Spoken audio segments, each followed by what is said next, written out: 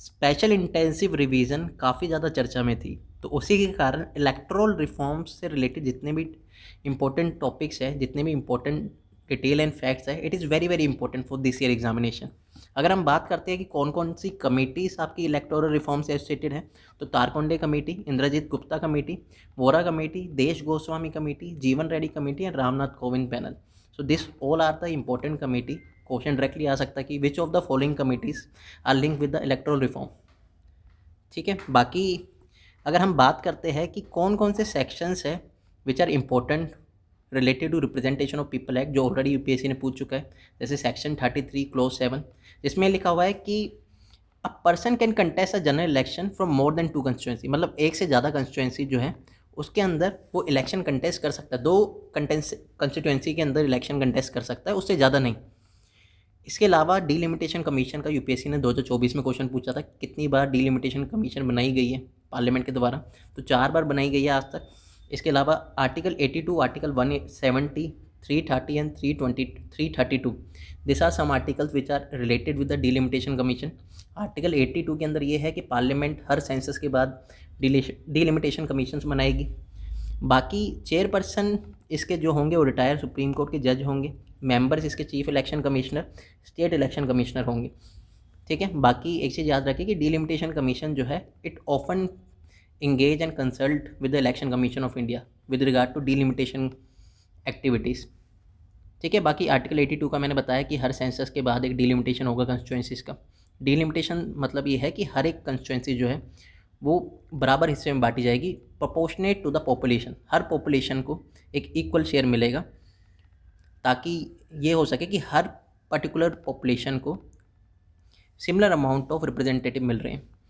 बाकी 327 के अंदर ये बताया गया कि parliament's power on election, parliament frame करता है rules related to election, state के भी एंड सेंटर के भी। बाकी delimitation order can not be challenge, ये आर्टिकल 329 क्लोज ए के अंदर लिखा है। 4 बार डीलिमिटेशन एक्ट जो है उसको पास करा गया आज तक। इसके अलावा representation of people act of 1950 और 1951, ये दोनों काफ़ी इंपॉर्टेंट है। अगर हम 50 की बात करते हैं, 1950 में जो इलेक्शन से पहले की चीज़ें हैं, इलेक्टोरल रोल का प्रिपरेशन करना, डिलिमिटेशन करना कंस्टिट्यूएंसीज की, सीट्स की एलोकेशन करना, क्वालिफिकेशन ऑफ वोटर्स, या तुम्हारा बूथ लेवल ऑफिसर जो है उसके लीगल बेसिस, ये सारी चीज़ें जो है रिप्रेजेंटेशन ऑफ पीपल एक्ट 1950 के अंदर है। अगर इलेक्शन के बाद की चीज़ें जो होती है, इलेक्शन का कंडक्ट करना, क्वालिफिकेशन डिसक्वालिफिकेशन कैंडिडेट्स की, इलेक्शन ऑफेंसेस, करप्ट प्रैक्टिसेस, या इलेक्शन पिटीशन, कहाँ पे होती है इलेक्शन पिटीशन? हाई कोर्ट के अंदर। बाय इलेक्शन से रिलेटेड रूल्स एंड रेगुलेशन, ये सारी चीज़ें कहाँ हैं? 1951 के अंदर। बाकी अभी रिसेंटली में SIR एक्टिविटी जो थी वो किसके थ्रू हुई है? 1950 के थ्रू हुई है, एंड इसके through door to door verification हुई है वोटर्स की, एंड ये इंश्योर करा गया है कि डुप्लीकेट वोटर जो है उसको लिस्ट से रिमूव कर दिया जाए। ठीक है, बाकी इससे रिलेटेड PYQ के क्वेश्चंस, एक क्वेश्चन ये था कि in India there is no law restricting the candidates from contesting in 1 Lok Sabha election from the 3 constituency, जो कि गलत है। हमने अभी देखा है सेक्शन 33 क्लोज 7 के अंदर लॉ स्पेसिफिकली मेंशन है। इन 1991 Lok Sabha election Shri Devilal contested from 3 Lok Sabha constituency, ये सही स्टेटमेंट है, क्योंकि जो ये सेक्शन 33 क्लोज 7 आया था ना, ये 1996 में आया था। ठीक है, 1996 में अमेंडमेंट हुआ था, उसके बाद आया था, उससे पहले ऐसा कोई ऐसा सेक्शन नहीं था। तो उस टाइम पे कितनी मर्जी कंस्टिट्यूएंसी के अंदर यू कैन कंटेस्ट।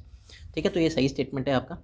इसके अलावा एज पर existing rules, if candidate contest in 1 Lok Sabha election for many constituencies party should bear the cost of the by election to the constituency. ऐसा कुछ भी नहीं है, ऐसा कोई भी ये स्पेसिफिक चीज़ मेंशन नहीं है कॉन्स्टिट्यूशन के अंदर। ठीक है, या किसी रूल के अंदर मेंशन नहीं है कि पॉलिटिकल पार्टी सारी कॉस्ट बियर करेगी। जनरली क्या होता है, सेंट्रल गवर्नमेंट पे बियर करती है सारा कॉस्ट। ठीक है, तो आंसर इसका होगा 2 ओनली। इसके अलावा according to the constitution of India person who is eligible to vote, अब देखो यहाँ पे एलिजिबल टू वोट लिखा है, can be made a minister in a state for 6 month even if he is not a member of legislature. यहाँ पे voting की as कितनी होती है? 18 साल, लेकिन एक मिनिस्टर बनने, एक MP बनने की एज कितनी होती है? 25 साल। तो यहाँ पे फंसाया गया है। अगर ये वाला स्टेटमेंट को ढंग से खोल के ब्रेक करके देखोगे ना, तो ये वाली स्टेटमेंट गलत है आपकी। ठीक है, according to representation of people act, a person convicted of a criminal offence and sentence to imprisonment for the 5 year is permanently disqualified from contesting an election after his release from the prison. ये गलत statement है, क्योंकि normally क्या होता है कि 2 साल या उससे ज़्यादा के लिए इनकेस अगर क्रिमिनल ऑफेंस के अंदर चार्ज हुआ है कोई, तो उसको डिस्क्वालीफाई कर दिया जाएगा एंड एक बार रिलीज़ होता है वो डिस्को अपने क्रिमिनल ऑफेंस से, उसके भी 6 साल के बाद तक वो पर्सन जो है डिस्क्वालीफाइड रहेगा। ठीक है, 6 साल के बाद वो कंटेस्ट कर सकता है अगेंस्ट फॉर द इलेक्शन। ठीक है, बाकी with reference to delimitation commission consider the following statement, the order of delimitation commission can not be challenge in a court of law. ये मैंने अभी बताया, ये आपको आर्टिकल 327 के अंदर 329 के अंदर ये चीज़ मेंशन है। When the orders of delimitation commission are laid before the Lok Sabha or state legislative assembly, there cannot be effect any modification। ठीक है, ये दोनों स्टेटमेंट सही है, they both are drive from the article 329 of the constitution. ठीक है, both 1 and 2 is right. Representation of people act 1951 provides for the registration of political party, जो कि सही स्टेटमेंट है।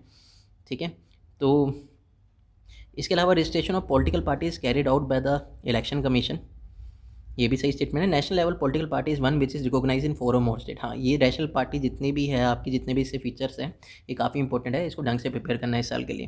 During the 1999 general election there was 6 national party and 48 state level party. तो ये चारों option सही है। इसके अलावा अगर हम बात करें सेक्शन 29A के अंदर दिया हुआ है ये चीज़, legal framework for registration of political parties. बाकी election symbol reservation allotment order 1968 के अंदर ये चीज़ मेंशन है कि नेशनल पार्टी इन केस अगर 4 या उससे ज़्यादा स्टेट में रिकॉग्नाइज करेगी ऐसा स्टेट पार्टी, तो उसको नेशनल पार्टी डिक्लेयर कर दिया जाएगा। ठीक है, बाकी 18th लोकसभा इलेक्शन के अंदर 6 रिकॉग्नाइज नेशनल पार्टी को घोषित करा गया। Thank you everyone.